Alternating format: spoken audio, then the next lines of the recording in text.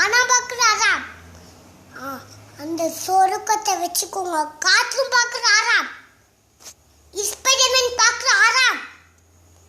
நரகத்தில் போகுவாங்க. வானத்தில் அல்லாஹ் பார்த்துட்டு இருக்கிறார்கள். அல்லாஹ் தான் பெரியவன். எல்லாத்தையும் விட அல்லாஹ் தான் பெரியவன். நான் சின்னவன். எல்லாத்தையும் விட அல்லாஹ் பெரிய